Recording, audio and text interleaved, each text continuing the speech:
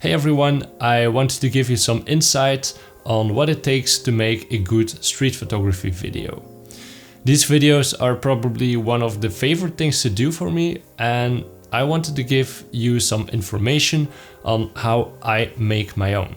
Now, please don't think of this video as a perfect formula of a street photography video. Every creator is unique and this is just my way of making them. But without any further ado, let's just take a look. When going on a street photography tour, the location might be the most important aspect. Where are you going? If it's your first time, it might be interesting to pick a place you already know. If you like to photograph people, then you will be disappointed going to a smaller village.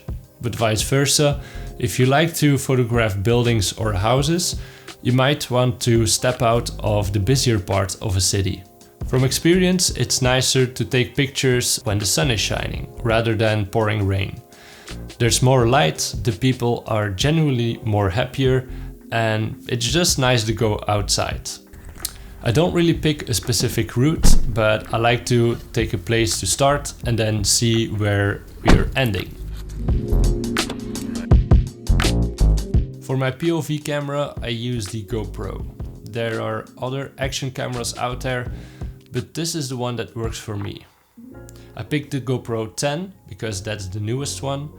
But if you want to look out for a GoPro, you might want to consider the ones that shoot in 4K. This already starts with the GoPro 5. The GoPro has excellent image stabilization and is nice to use with the GoPro Quick app. The settings I use for my photography sessions are 5.3K, linear, 25 frames per second, the bitrate is high, the shutter is at auto, the max ISO is 800, minimum ISO is at 100, sharpness low, the color flat, and hyper smooth on boost. Some people like to put their GoPro on their camera, but I think the GoPro chest mount is the perfect way to go. That way you can see where you're walking, and also when you hold your camera before the GoPro, people can see on your screen what you're doing and what your screen is seeing before taking the picture. I have about 4 GoPro batteries. One battery lasts for about 45 minutes of shooting. When I see something or I'm stalling at a place where I want to shoot, I just press the start button and then I start shooting with the camera. When I'm done shooting, I just turn it off. That way it's easier for the post-production process to see where I took that specific picture.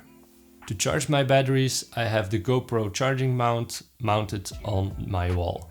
In the GoPro, I'm using a 128 GB micro SD from SanDisk. This is plenty of space and more than enough for one photography session. I'm very lucky to have an extra camera with me. Keltum is always happy to join me on a photography session, so she can make some shots of me taking shots. And this adds an extra dimension in my street photography tours. Now for this camera, I'm using the Zcam E2S6. As I mentioned earlier on my channel, this is a Super 35mm sensor, and I'm using it together with the Sigma 18-35mm. This camera is excellent and I highly recommend it to anyone who's interested in starting a filmmaking career. But you can do this with any camera you want. This is just the one I have. The settings I use are in Z-Log, which is the log color profile of the Zcam. And I'm shooting in 50 frames per second in 5K. As a small bag, I'm using this fanny pack by Patagonia. And this is ideal to store my batteries and memory cards.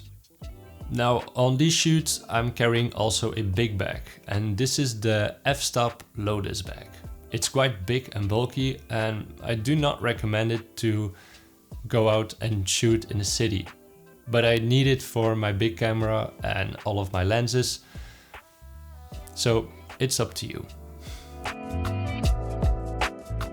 Now, what I'm looking for on a shoot really depends on the situation. I'm looking for reflections, I'm looking for people, and for example, when I see a nice building with some color, for example, I just wait there for someone to pass by, because it's always nicer to have a photograph with a person in it, to have some perspective. When there's people noticing me, I haven't really gotten into issues yet. Most of the time they're just interested and they're asking what I'm shooting photos for. Sometimes I lie and I say it's for the city, and sometimes I tell the truth that I own a YouTube channel. But anyways, most of the time they're really flattered to have their picture taken. We split ways and I go on my journey. Just remember to enjoy your time and enjoy what you're doing. I have to admit, sometimes it's a little bit difficult for me too, because there's so much going on in the city and I want to capture everything. And that's why sometimes I'm so laser focused that I'm a pain in the ass to communicate with. And that's why I try to limit my photography sessions for 2 hours, which is more than enough for me. And if I extend that period, then I'm just exhausted of photographing the people, and there's just so much energy in the city. Then, when I'm done shooting, I transfer everything to my laptop. I make a folder on my MacBook called Street Photography Antwerp, for example. Then there are these folders: RAW files, edited pictures, B-roll, GoPro and music. I unload the camera's pictures first into the RAW folder before importing them into Lightroom. Then I unload all the other footage into the suggested folder I mentioned earlier. Then it's time to edit all of the pictures. I'm going through the footage with some nice music on and try to select my favorite shots by pressing the 5-star icon. When I'm done selecting everything, it's time to develop my pictures. While I'm not going through my whole editing workflow in Lightroom, that's maybe for another video. And if you're interested in that, please leave something in the comments. When I have all of my pictures I want to show, then it's time to make a video. I import all of the footage and pictures into Premiere Pro, which is my favorite program to use. I have been working with Premiere for almost 5 years, so I know almost everything of the program. I create a new 25 frames per second timeline, preferably in 4K. First thing I do is put every picture I made chronologically into the timeline, with some space in between. I like it to have some white space behind my pictures. Therefore, I create a new color matte and choose white. Put the picture on top of it and scale it down until the desired size. When I have every picture ready, it's time to look for the corresponding GoPro footage, which shows how it took the photo. This is not so difficult to do, because I always start and stop the recording before pressing the shutter. Because the footage is 5K, I scale it down to 4K.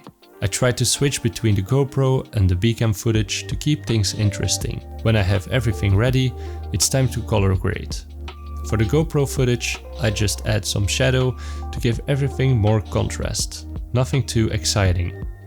With the Zcam footage, I'm using a color tool that's made specifically for this camera. Next up is to add some nice looking overlays on the Bcam footage. I've bought these PNG film mats from another creator, but I forgot his or her name. The final step is to add some music to the clip and I'm done. Thank you for watching. I hope you learned a thing or two, and now just go out and shoot.